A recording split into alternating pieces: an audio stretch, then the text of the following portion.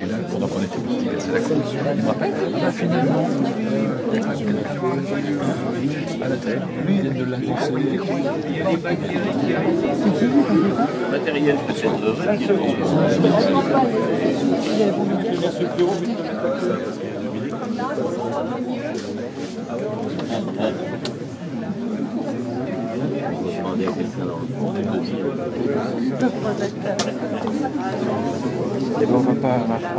Merci de votre présence. On vous accueille dans une salle petite, mais c'est la seule qui a été mise à notre disposition. En tout cas, je vous remercie de votre présence. Je vois des visages de l'Aisne, bien sûr. Je vais commencer par les saluer. Et puis de Seine-et-Marne, et puis de la Marne, parce que nous sommes confrontés évidemment à un problème qui dépasse les frontières administratives, les frontières géographiques, les frontières politiques, bien évidemment.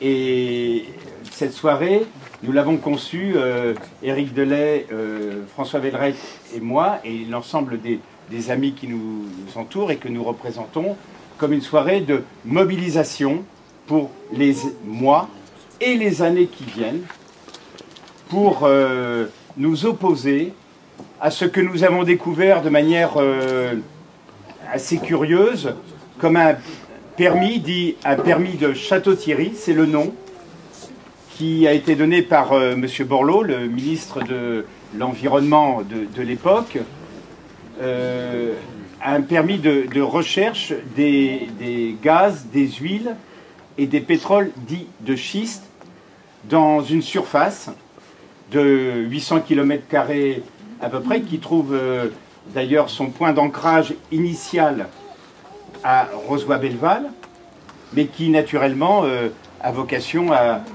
concerner l'ensemble du sud de l'Aisne.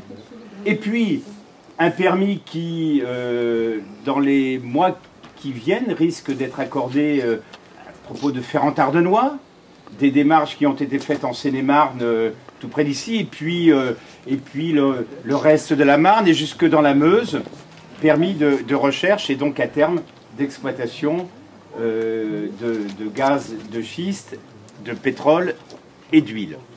Donc cette soirée, nous l'avons conçue, François Vellerette, Éric Delay et moi-même, et je voudrais citer les associations qui se sont jointes à nous, comme une soirée de mobilisation pour qu'on puisse faire émerger la parole citoyenne dans un dossier qui, pour le moment, l'a complètement exclu.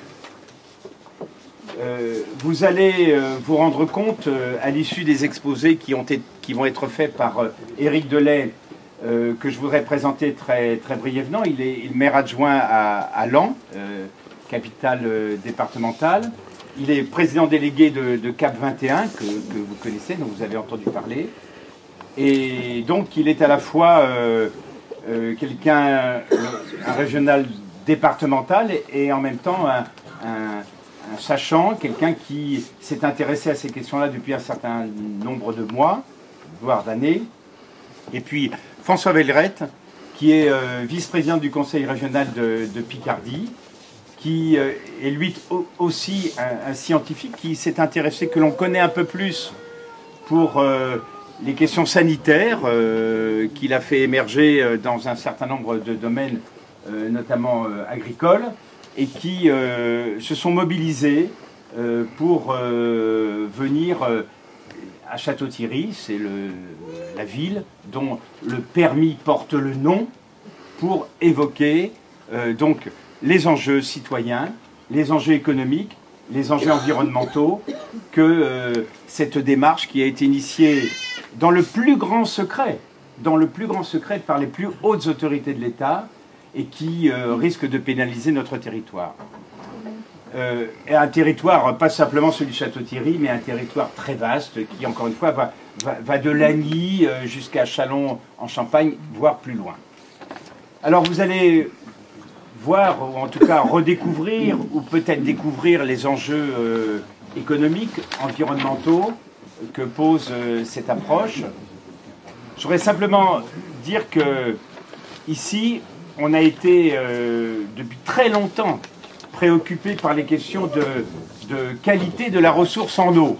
et que évidemment la technique que vous allez voir risquer de se mettre en œuvre est une technique qui va commencer par pénaliser bien sûr les paysages, bien sûr l'activité agricole, et voire viticole, mais aussi et surtout la ressource en eau, la ressource souterraine et la ressource en surface, et que comme président de la commission des programmes de l'Agence de l'eau Seine-Normandie, je ne pouvais évidemment pas rester indifférent à cette question. Il y a la citoyenneté, la transparence, mais il y a aussi des questions très fortes d'environnement. Et puis, vous allez voir que, dans le fond, notre territoire, une fois de plus, risque, je parle aux Axonais, là, plus précisément, risque d'être confronté à des enjeux dont ils n'ont pas été préalablement informés. Souvenez-vous, le tracé du TGV, le 3e aéroport, hein, on a failli ici se retrouver à la place d'une tour de contrôle, enfin je plaisante, mais c'était quasiment ce qui était prévu, en tout cas c'est une image.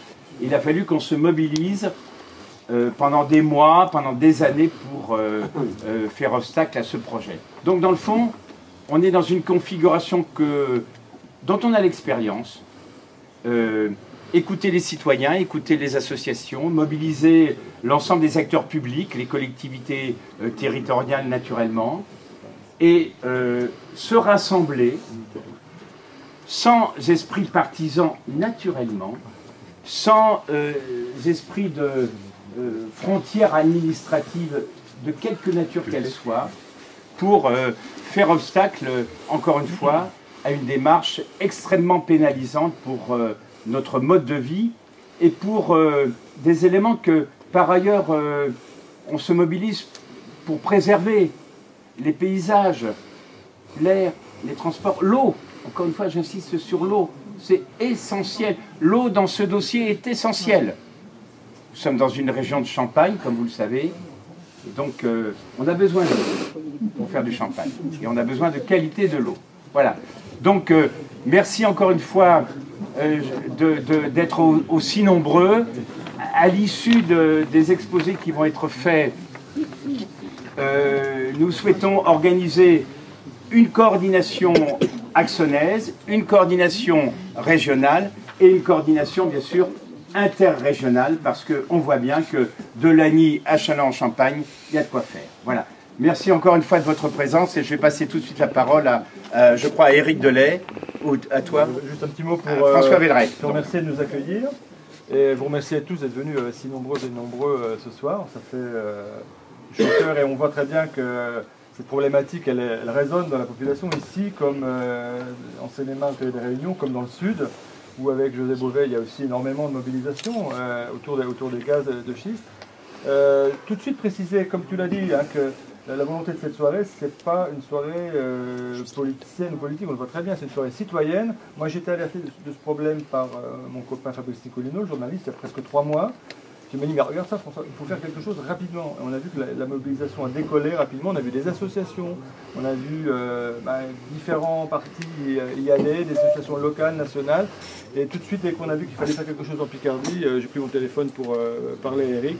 Et c'était clair qu'il fallait qu'on y aille ensemble. On a demandé aux locaux de l'État, c'est-à-dire à Dominique et son équipe, d'organiser une réunion ici, sur place, à Château-Thierry, pour qu'avec les associations, on puisse se mobiliser tout de suite. Le but, c'est efficace. De se mobiliser aussi en dehors de la région, parce que ce permis concerne aussi l'Île-de-France. J'en profite pour faire un petit coucou à Madame la vice-présidente de la région Île-de-France, en charge de l'environnement, Hélène Gassin, et les élus aussi locaux, monsieur le maire qui est passé, qui a dû repartir, mais les adjoints qui sont là.